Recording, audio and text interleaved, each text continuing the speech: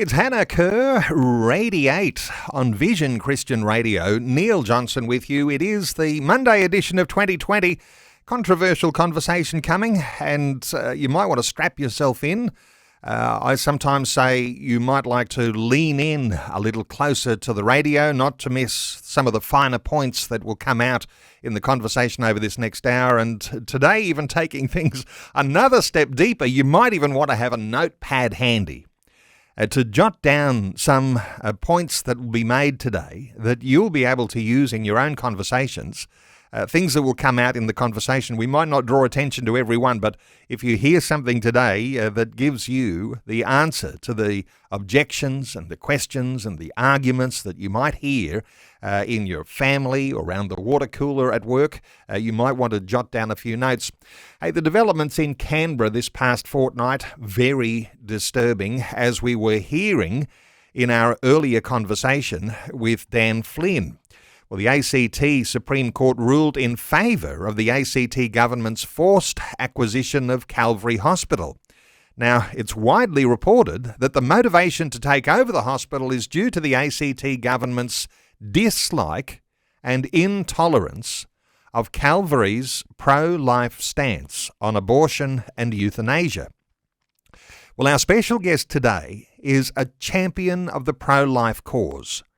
He is without a doubt Australia's most fearless pro-life campaigner. His motivation is his faith in Christ and confidence in the truth of Scripture that inspires us to assign value to human life. Graham Preston was on the streets of Brisbane just recently when a high school student yelled out, "Abortion must be available in rape cases." And of course, that's one of the objections that pro-abortionists use to justify taking the life of babies in the womb. Graham, quick as anything, called back, "Is it just for a child to be killed for the crime of the father?" Well, a conversation today about how pro-life Christians reply to those who don't hold human life to be of high value, even in the womb. Graham Preston leads Protect Life and continues to draw attention to the plight of unborn babies on the streets, while his wife Liz continues to support pregnant women at Priceless Life Centre in the city of Brisbane. Well, Australian law has been so anti-life that Graham has been jailed 6 times for his Christian pro-life activism. It is always an absolute privilege to be able to have Graham in the studio with me, and he's joining us once again. Graham Preston, welcome back to 2020. Thank you, Neil. Graham, let's start by talking about something I'm sure we have discussed once before, and it's a little bit amusing, but the thought that you can have a pale, stale male talking about abortion, because here we are, two paps. Let's just own it. You and I, we're both pale. We're both potentially stale. Let's hope we're not as stale as what some people might think. And we are both male. And here we are talking about abortion. And so one of the biggest objections that some people will have here is that why isn't it women who are talking about these things? Surely a woman wouldn't have those sorts of views that a man has. Pale, stale male, this is something you get fairly regularly. Yes, well, just recently, last week, a lady came out of a building and stood beside us with that exact sign. She just scribbled out on a piece of paper, and she thought that was her best comeback she had. My sign I was holding is that life is precious, alongside the picture of an unborn baby. All she could say was that I was a pale, stale male. So I thought, well, that wasn't very logical, her response. And sadly, when people argue for abortion, they usually aren't very logical. If you're looking for something in a nutshell, a pithy saying, something that is a quick comeback, and this is for men who want to take up a challenge here and say, well, hang on a second, abortion is not right. It's not biblical. I can't hold to that as a Christian man. This is not just something that women have the only right to argue over. What's the best comeback when someone says, you're a man, you have no right to be speaking in this space?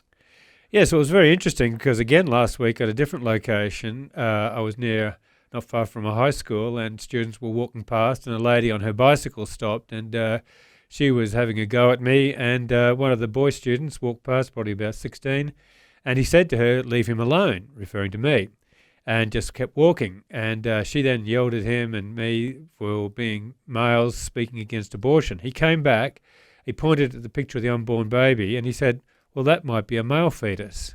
And I thought, well, that was a very good comeback from that student to, on the spot, say that, because it's true. Half the babies that are aborted are males. And so, for a start, that certainly includes interests of half the human race who are males, that male children are killed by abortion just as females are. And so that's one of the things that a person can say. But I think more broadly, we just need to point out that this is a human rights issue, and all human beings have the right to comment about that. You don't need to, as you said before, be a dark-skinned person in order to say that slavery was wrong. Everybody can say that. We all recognise that. You don't have to be a Jewish to say that the Holocaust was wrong. Everybody has the right and the responsibility to say that deliberately killing those people because of their religious background was wrong. It is the same with children in the womb. Everybody has the right and the responsibility to say that those lives need protecting.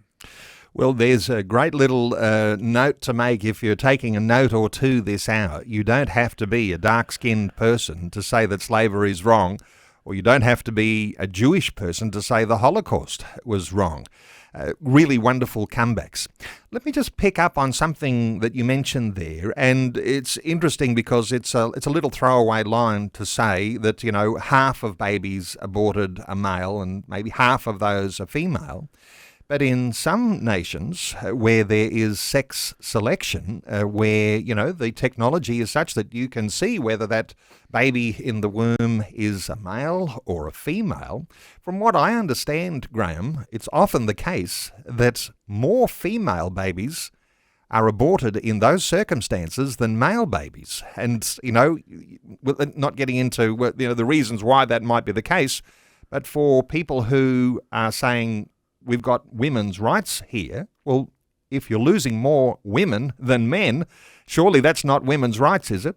Yes, that's certainly correct, Neil, and particularly in China and India, both those countries are finding that they have an excess of males, and that creates problems when they want to find a woman to marry, that there's millions more men growing up, and because of the a propensity to abort female children more than males, that is going to and is creating even now real difficulties. Let's talk about the example that I used in the introduction and maybe just unpack this a little, because you know, when we talk about rape cases, some people, you know, we even sometimes shiver just using the word rape.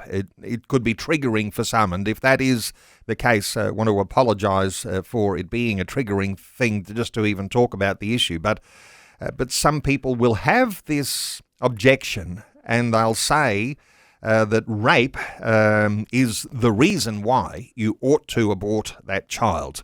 You know, I mentioned what your response was when you were calling out, but is this a sort of a regular type of an objection that you get when you're standing on the streets? Yes, if anything is raised, it'll always be this one, and it's the most common thing that's said, and people just see it as a knockdown argument for us, and they think, well, you know, if we can't answer that, then we lose. And I think it's really important that people have a clear idea of what can be said in response to that. And I think there's several things, apart from what we've already mentioned about colour of your skin and so on. I say as well, I mean, and this is one of the things I would emphasise when you have a discussion with somebody, if at all possible, just remain as calm as you can. Almost invariably, the other person will not be calm. They become highly emotional very quickly, and it's very important that you remain calm as possible so that you can try to have a conversation. But I think you can point out for a start and ask them, well, if abortion were allowed for rape instances, would you then be opposed to all other instances of abortion? And they say, oh, no, of course not. I said, well, why do you raise this particular one? And they only are using it as a means to try to see if we're going to be consistent or not, because it's not as if they are going to say, oh yes, if abortion were allowed for rape, I'd be opposed to everything else. They're not. They want abortion allowed for every reason. But so to get them to see that this is not the real issue for them, they just want abortion allowed. But to then go on and point out several other things, that the assumption is that abortion is not a bad thing for the woman, and point out to them that the woman who's conceived in rape, she has been a victim of a terrible assault, and we have to give every sympathy and compassion to her and full support for her, short of enabling her to end the child's life. Abortion does not help that woman. She then becomes a victim a second time. She's been raped, and now she becomes the victim of an abortion as well. And so she's hurt twice. And so we need to point this out, that it is not as if a woman who's been raped and becomes pregnant has an abortion and then it's all healed. It's not. She now has two things to heal from. And in fact, studies have shown that women who have been raped and conceived, who then go on to allow their child to live, cope better than the women who have had abortions, because they feel that they've been violated a second time by the abortion, whereas the other women who allow their child to live feel that at least some good has come from this because they now have a child. If they are unable to cope, though, with raising that child themselves because it brings back memories of what they have experienced, then, of course, they can have the child adopted. And so it is wrong all around. Everybody loses if abortion is seen as a solution to a rape case. It is not. The child loses their life. They have done nothing wrong. As we've said, why should a child die for the crime of the father? And that is literally what is being done. We don't kill the rapist, but we will say, but we will kill the child. How can that make any sense? Where's the justice in this, that we will take an innocent child's life, whereas the rapist is not killed? We shouldn't kill in order to try to solve a problem. That has never helps. It is very, very challenging, and it is one of those issues. You might even have some concerns around that. You might like to call in. I want to open our talkback line on 1800 316 316, 1800 316 316. You might have your own question around some of the things we've raised already. There might be a whole lot of other issues that you might have been facing in a conversation and you've thought, oh, I wish I had a good answer, a good comeback to that. So 1800 316 316. Our special guest is Graham Preston, and our conversation continues in just a few moments. Our talkback line open, 1800 316 316. It's a frank, open conversation about having a pro-life position around the issue of abortion. And our special guest is Graham Preston. Graham leads Protect Life, and he continues to draw attention to the plight of unborn babies on the streets. His wife Liz continues to support pregnant women at Priceless Life Centre in Brisbane. We're taking calls on 1800 316 316. Let's take a call from Ralph in Western Australia. Hi Ralph, welcome along. Good morning, gentlemen. How are you doing? Very well, Ralph. What's your contribution to our conversation? Oh, yeah, it is a very touchy and explosive subject at times, and I think we have to take the emotional aspect out of it. Not that that is easy to do. And we have to look at, is the fetus a life? And I don't agree with abortion full stop. But what I really wanted to say, it's a bit left field, was that when some pregnant lady, no matter what age the fetus or baby is, gets killed in a car accident, the other driver gets done for murder. And yet we're allowed to murder babies in the womb medically. You know what? You've raised something really important, and we might get on to that. In New South Wales, they call it Zoe's Law. But let's talk about, the fetus, which is interesting terminology to use because a lot of pro-lifers use the word baby. Let me ask, Graham, your thoughts here for Ralph. Well, yes, people do use that word fetus, and I think they use it simply to try to dehumanize the child. And basically the word fetus is just Latin for unborn child. So I just always point out to people, just by saying the name in a different language doesn't really change the status of the child. So I tend not to use it, but some people will insist on using that instead of baby. But I always point out that if a woman's happily pregnant, she never talks about her having a fetus. She always talks about her baby. It's only in circumstances where somebody mightn't be happy that they will use that. And as I say, I do think it's a deliberate effort to try to make them seem less human. Ralph, one of the issues and dimensions that you're raising here is when is that baby alive?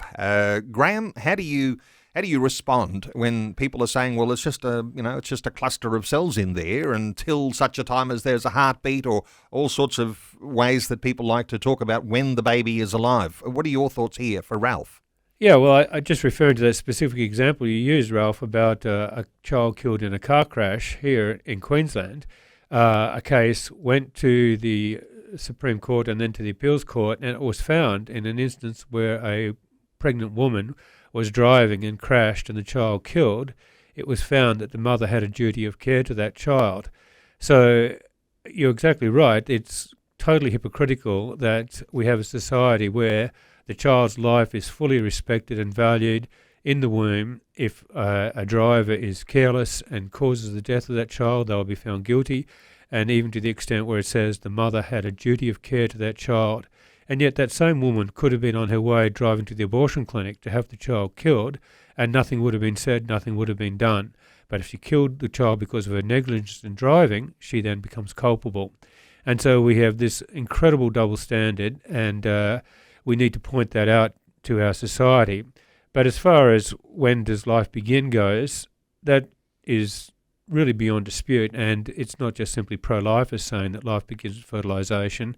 That's the scientific consensus, that is the case. A new life begins when the sperm enters the egg and conception takes place. That's the beginning of a new life, and that's simply the scientific case.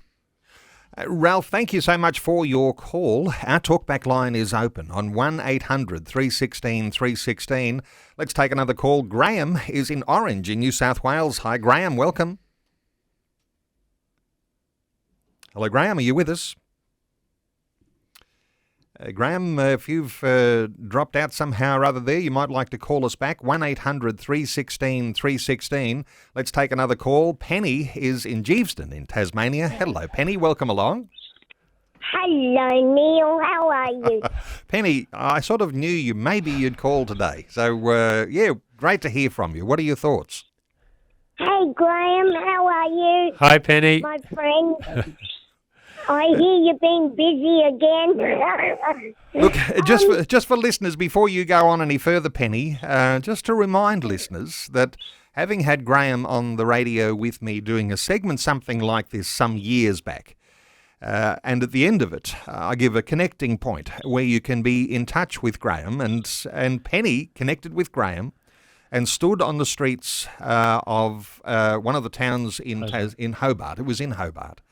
And she, along with Graham, was arrested. So, Penny, you put your life on the line in that sense. But anyway, look, you continue, Penny. You're a champion too. Thank you, Neil. It was 2014. And I'm so glad, Graham, that you brought this subject up because, look, I've had the same sort of conversations with you, and I've had the rape one brought up, but I've contested that with people, and they walk away rather don't know what to think then. And it is important to bring it up because some of the issues that they talk about aren't true. And when they do hear the truth, they're really like it's throwing them backwards, and they don't know what Penny, to do wonderful with it. insight. It's almost news time. Quick response here from Graham, because people are raising all sorts of things they've heard somewhere. Someone mentioned this and they've believed it, but some of those things are not true. Yes, and I think you can tell you're getting somewhere when you're talking about this with somebody, because if you make a good response to them, they'll immediately change tactic and they will go to a different point, and they find it difficult to argue a single point because they can see that their position doesn't hold up. And so very often they will just continually change the point of attack. And so you've got to be prepared to answer all sorts of different things that people will put to you. But I think you can take that as an encouragement when they keep changing what they go for you about. It's because they can see, yes, you've got a response. And I think this is the thing we should take as encouragement, is that we have all the arguments on our side. We have all good arguments for everything that they can raise.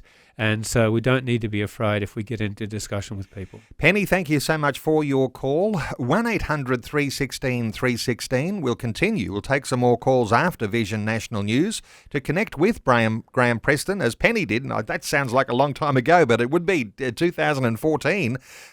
Protect-life.info. And, of course, Priceless Life Centre, pricelesslife.org. We're back with more after news. Good to have you with us. If you're just joining into our conversation, it is a pro-life conversation today, and you're welcome with a question or a comment, even a critique for our conversation on 1-800-316-316. Our special guest is champion pro-lifer, and he is without a doubt Australia's most fearless campaigner. His motivation is his faith in Christ and confidence in the truth of Scripture that inspires us to assign value to human life. Graham Preston. He was on the streets of Brisbane just recently when a high school student yelled out, "Abortion must be available in rape cases." Now, it's apparently fairly common that rape is one of those issues that's raised, one of those objections that pro-abortionists like to use to justify taking the life of babies in the womb. Graham fired back, "Is it just for a child to be killed for the crime of the father?" Well, our conversation today is about how pro-life Christians reply to those who don't value life in the womb. Graham Preston leads Protect Life. He continues to draw attention to the plight of unborn babies on the streets, while his wife Liz continues to support pregnant women at Priceless Life Centre in the city of Brisbane. Australian law has been so anti-life, Graham has been jailed 6 times for his Christian pro-life activism.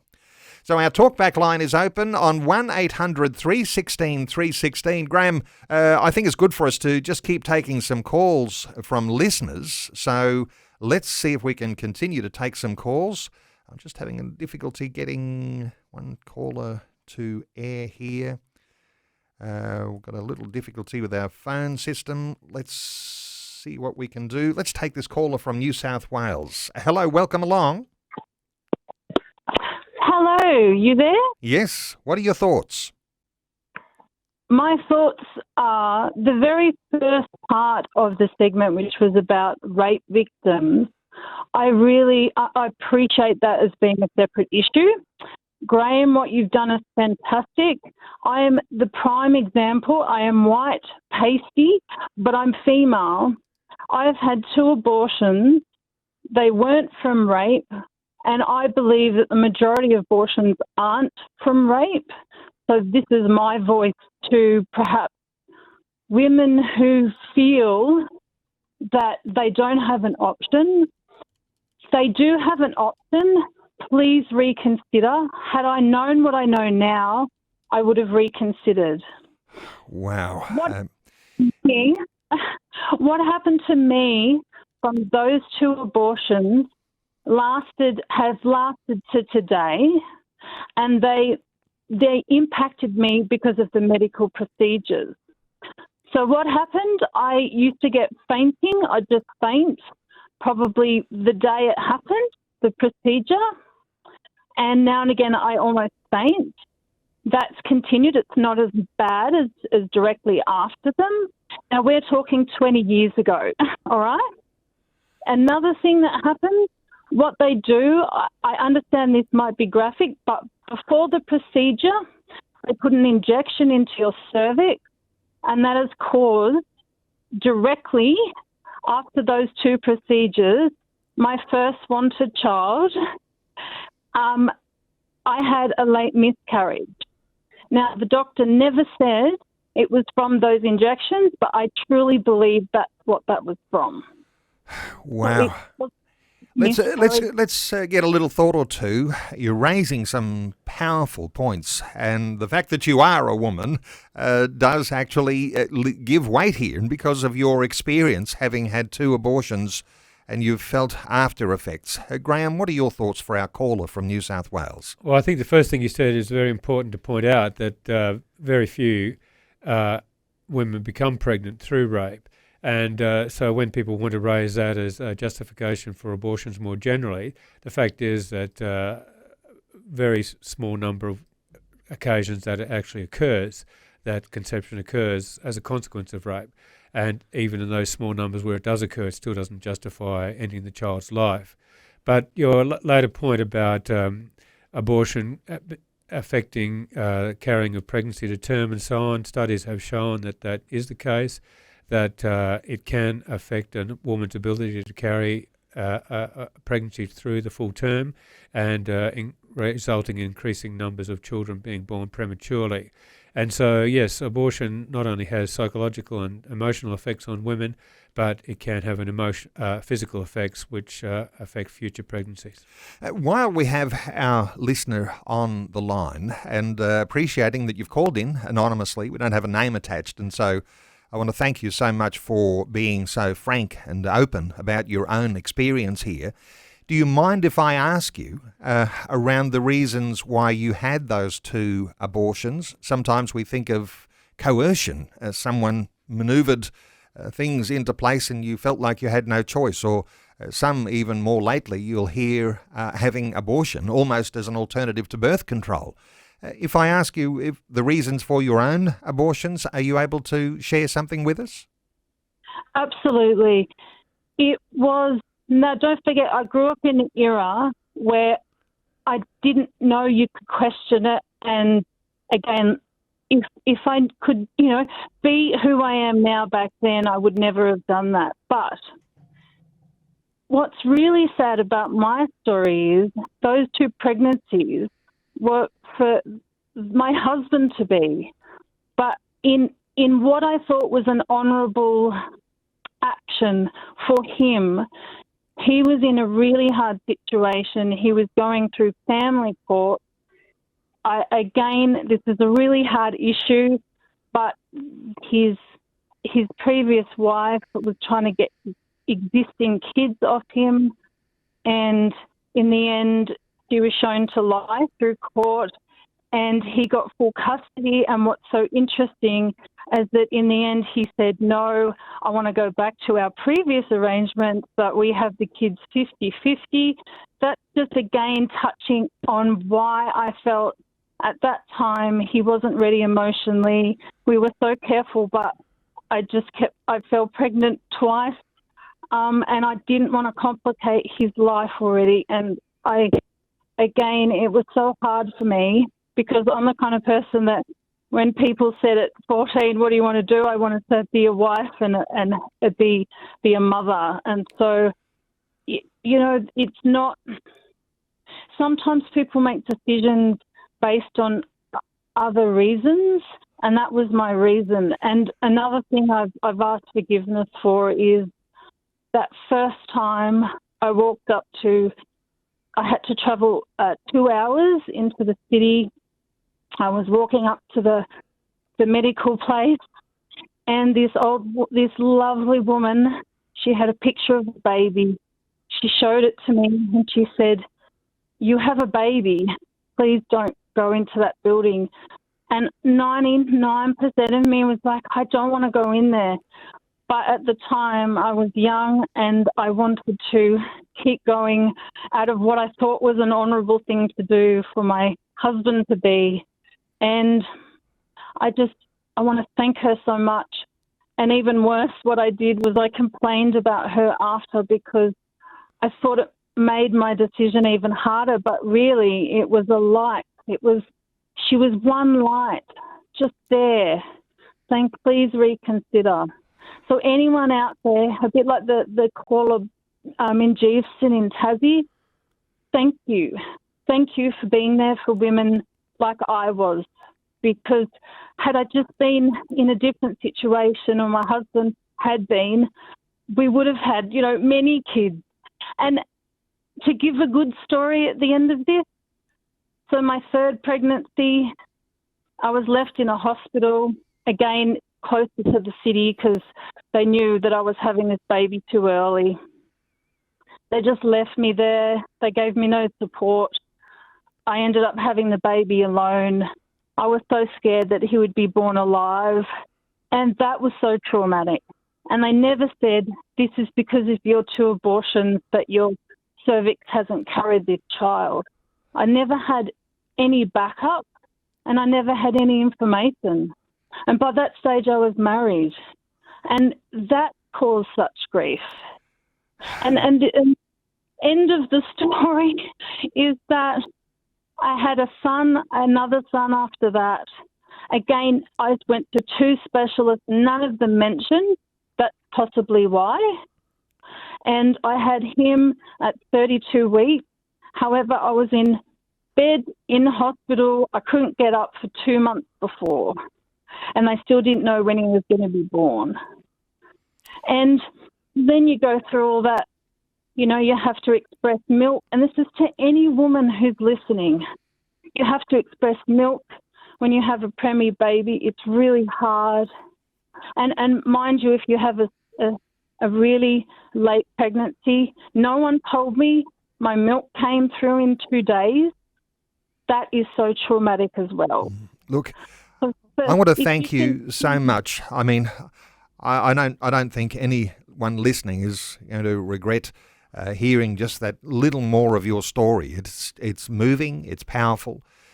Let's just, Graham, perhaps there's more callers coming too, but a final thought for our caller from New South Wales?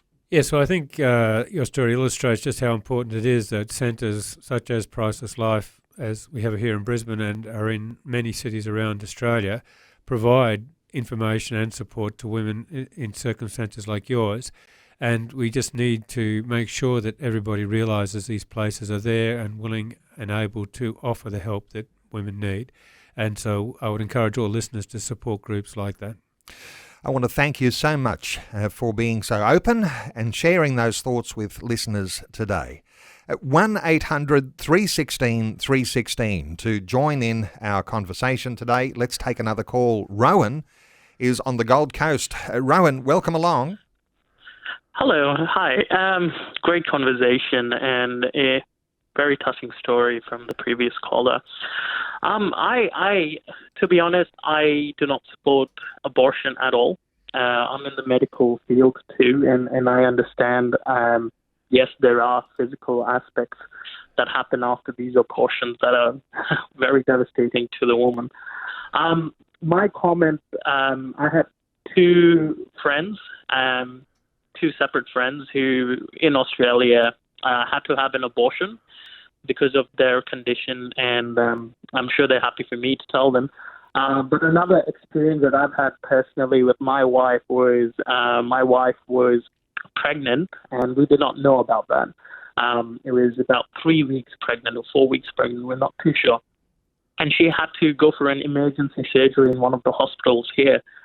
And believe it or not, when they did some blood tests, they found out she was pregnant. And because she needed, she couldn't have the surgery with local anesthetic, she had to have general anesthetic. So usually they discourage pregnant women to go into general anesthetic. So the specialist came up to me and they said, look, she's pregnant. She's about 4 weeks pregnant, but don't worry about it. It's not a baby yet. Even if it's aborted, you don't have to worry about it. And that was pretty, hearing that was really down, because for me, it's still life. And coming from a person who's a medical professional saying that, I don't know, it wasn't the greatest feeling at that point. 2 other friends of mine, one of the friend was an international student, and she got pregnant with the husband here. And because when international students come here, they have very tough time with their visa conditions, because their health insurance are probably on a waiting list for 1 year if you want to get pregnant.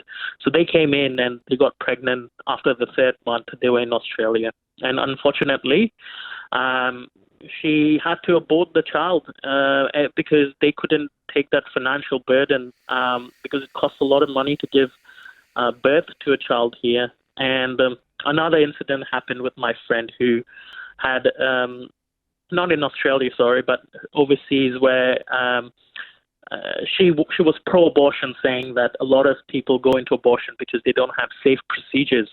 Like 25 million women, they get killed because they have very bad abortion clinics overseas, and so making it legal. So that's her argument, making it legal can prevent that 25 million lives. Rowan, you've made a really good set of points in all of this, and there's probably more than we can get a comment from Graham on all of them. Graham, what stands out as Rowan is sharing some of those stories?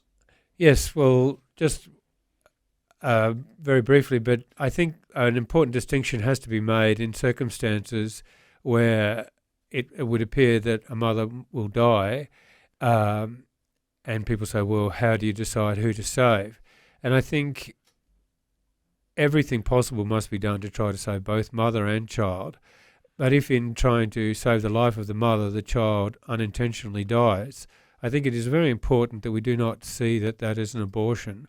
Abortion is where the intent is to cause the child's death, and where a child does die as a consequence of giving medical assistance to the mother. I think we do not have a moral issue there. If it's a case that, if both were going to die, because if the mother dies, the child dies as well, then we ought to help the mother and but do all we can to save them both if we can. Regarding the second case, it's very difficult, I agree with you, for students from overseas, and my wife has to deal with cases like that, and it can be extremely difficult. And there was a case where an African lady came, and very similar to what you were saying, but she came and saw Priceless. They supported her. She had the child. She then went back and had to leave the child with her parents to look after while she came back and finished her study in Australia before returning to Africa. So she lives now with her child with a clear conscience to say in any circumstances to end a child's life is going to leave the mother having to live with that fact the rest of her life, and that's a very difficult burden to carry. Rowan, thank you so much for good contribution today on 2020. 1-800 316 316. Let's take another call. John is in St Mary's in Sydney. Hello, John. Welcome. Thank you. What a great conversation. And that lady who rang in, what a hero. She is. She's amazing. My thoughts are, before I start, I premise it with every single time a child is conceived, it causes an emotional ramification throughout everybody, the father, the mother, the whole lot. But I often, in these discussions, will go down the track of looking at the anomalies in the law that we have and their hypocrisy. So I'll use the example of a father who has a 2-week-old.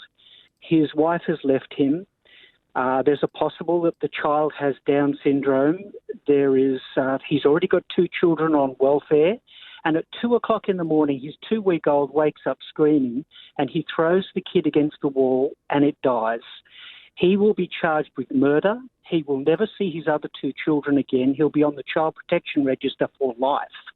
And yet that same child, 3 weeks earlier, if the mother aborted it, would be supported completely. And I put that forward not as an argument, but as a look at the laws.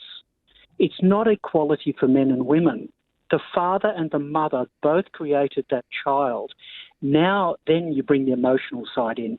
That's why it's so difficult. The laws can't write things around this because just like a divorce, every single time a child is conceived, there are totally different circumstances.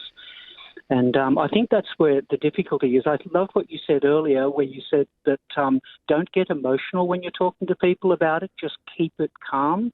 And I think that's the key. John, good thoughts in there. Response here from Graham?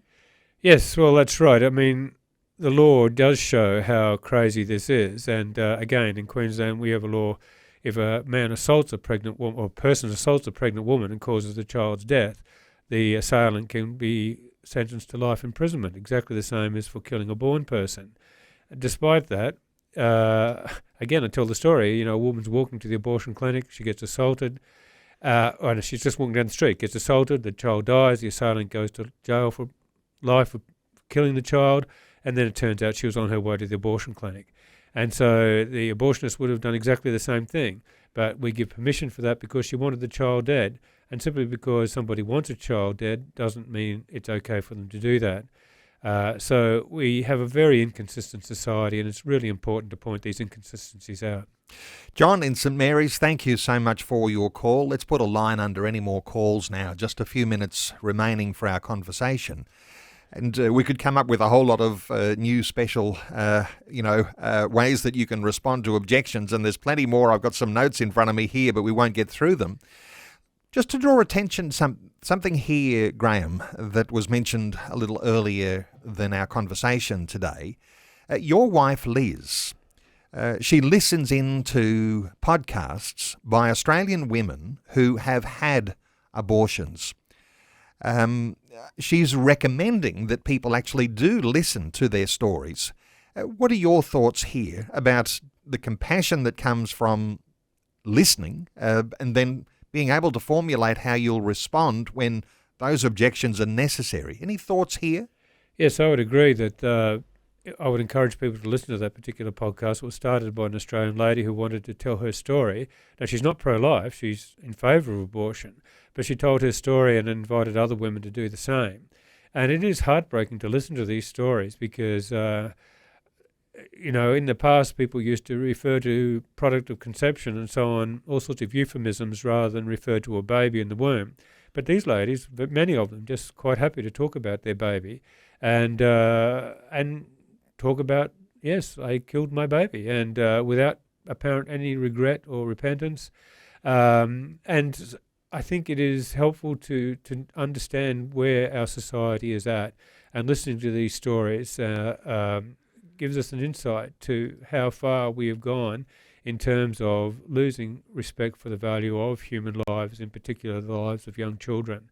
And so that podcast is worth a listen to. Just quickly, there's a number of things that are going on in Australia, around the world. I know that Focus on the Family has launched a nationwide pro-life campaign. Now, I'm just not sure whether this is Focus on the Family Australia or something that's happening internationally, because Jim Daly, who's the president of Focus on the Family in the US, he's been quoted as saying the culture has gotten too comfortable using antiseptic scientific terms to dehumanize a child in the womb. So just to draw attention to that. And drawing attention to the conversation I had just before this segment with Graham Preston was on. We were talking to the Australian Christian Lobby, and they've got a little campaign that's going now where they're inviting people to knit, crochet or sew 800 sets of baby booties to send to a campaign that they're running. They're going to be presenting those on the lawn outside of Parliament House, and it's all about those babies born alive. There's lots of things happening in the pro-life sense. There are campaigns that are going on. Graham, do you think that there is a cutting through all the developments that have happened of just these recent years, Roe versus Wade? Is there something cutting through that people are understanding the hypocrisy of the arguments that are all pro-abortion? I'd like to think so, but I think the thing is that the main thing is for everyone not to lose heart. I think a lot of people in recent years, because abortion has been legalised right around Australia now in every state, and a lot of people think, well, what can you do now? It's legal. We can't do much anymore. I would encourage people not to give in and feel that that is the case simply because it's made legal, has not made it right. And we need to continue to speak up as consistently and as forcefully as we ever have. So do not be discouraged, and be prepared to speak up individually, but join groups that are trying to do more. Well, special honour to you, Graham. Rain, hail or shine. I'm not sure about snow because it doesn't snow so much in Queensland. But you're out on the streets. You've got some signs. Not that the signs are necessarily always confronting, but you're drawing attention to that life in the womb.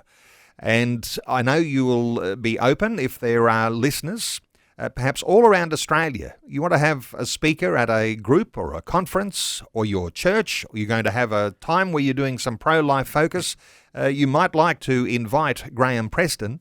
He's been jailed 6 times. I tell you, when you're promoting your conference and you say, we've got someone who's been jailed 6 times because they stand up for the value of that little life in the womb, you're going to have something to hang your advertising on. How do you connect with Graham Preston?